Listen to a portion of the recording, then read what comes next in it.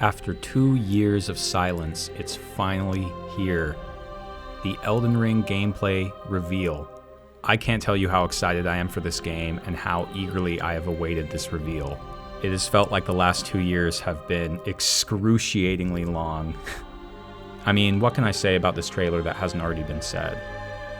I think this trailer really blew me away, mostly because I watched the leak trailer and I had expectations that we were basically just going to see the same type of thing, similar shots, maybe different dialogue or slightly different edits here and there, but this is completely new. You do see a couple of the locations that were in the leak trailer, but they've come a long way since then. You can tell that was a very early build.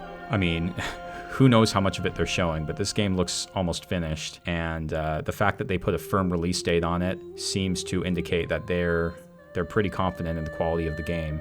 Look at some of these bosses. It looks like they're trying to give Midir a run for his money. And then this Wolf Knight, Artorias has been combined with Sith. There are a lot of really cool ideas here, and I'm so excited to experience these fights. I mean, that 12-armed warrior, or king, or whatever he is, I mean, that looks insane.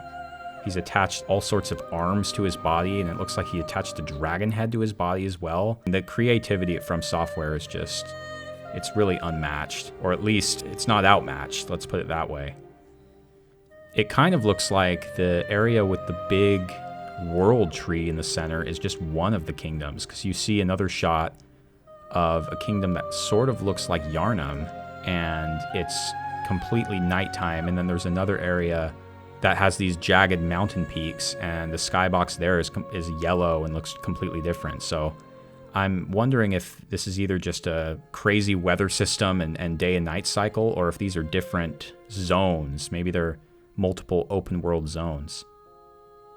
One thing I wanted to address is I've seen a lot of comments about this game just being Dark Souls 4, which is a little confusing to me because I think this is what they do best, and I think there are many ways that this game is differentiated from Dark Souls. There's no mounted combat in Dark Souls, and that can be quite a significant difference. Very similar to how Sekiro had a grappling hook, and Bloodborne had guns instead of shields and the regain system.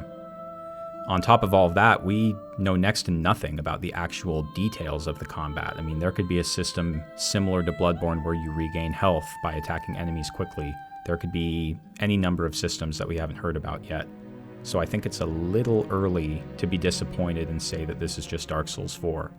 Another thing is, obviously this game is open world. It's their take on an open world design. There's nothing like that in Dark Souls. Dark Souls was very interconnected, and it had great level design for the most part, but it was by no means open world, and so I think it's going to be fascinating to see From Software take on this style of game design. One of my hopes for this game is that they make the multiplayer a lot more lenient. I think it's getting a little tired having to be in body form or having to not kill the certain boss in order to summon your friends. I'm hoping for Elden Ring they just let you summon your friends or summon help wherever you are in the open world, and they can just adventure with you through the world. I think that would be a nice change. And the trailer leaves me hopeful for that, because you can see the character just lifts up this cube item, and then there are a couple phantoms, let's say, that are summoned. And so it looks to me like you're just able to use this item and summon your friends, and I'm hoping that's the case, but we'll see. I also hope they bring in some of the sword combat from Sekiro. I mean, that's just top of the line. In my opinion, it's the best sword combat in any game. So I hope they take some of those parrying mechanics and maybe apply it to the sword weapons in this game. I think that would be interesting. I think the horse combat could be a lot more monumental than a lot of people think. Clearly, they're really putting a lot of thought into this, and so I think all the fears that this is just Dark Souls 4, kind of a low effort, they're the next Ubisoft, they're going to put out an Assassin's Creed every year. We have to put more faith in this developer than that. I mean, they've really proven themselves. They have not put out a bad game, especially since the era of Miyazaki. By the looks of the trailer, this game, I mean, they're taking all the lessons they've learned from every previous game and they're putting it into this. I really, really think that this is going to be a special game, and I think we should all be incredibly excited. As a final note, I just want to thank everyone who watched. my previous videos, specifically the thank you from software video. It was my first attempt at making a video like that, and to see so many of you like it and appreciate it, it meant a lot to me. And so I just wanted to personally thank everyone who watched it and everyone who enjoyed it. Even if you didn't enjoy it, thank you too. I mean, I'll spread the love to you as well. And I would love your feedback. I'd love to hear what you want to see.